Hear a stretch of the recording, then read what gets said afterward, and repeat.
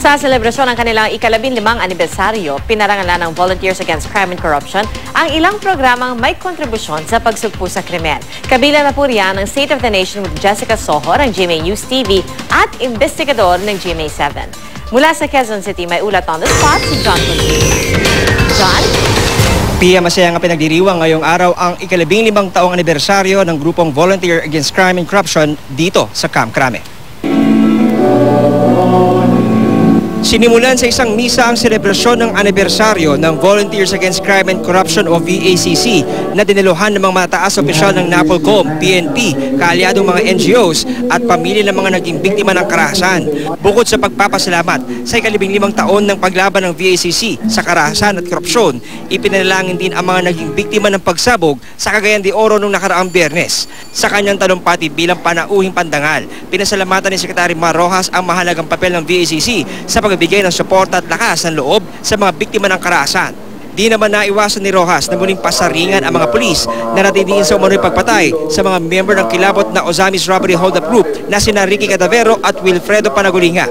Matapos maitalaga ang mga bagong board of directors ng VACC, pinarangalan naman ang mga natatanging miyembro ng media ngayong taon. Nakakuha ng special award ang radio reporter si Weng Salvacion ng DZBB. Itinanghal naman na outstanding host si Jessica Soho para sa programang State of the Nation at si Mike Enriquez para sa programang Investigador. Ginawa ng Outstanding TV Reporter Award ang inyong lingkod.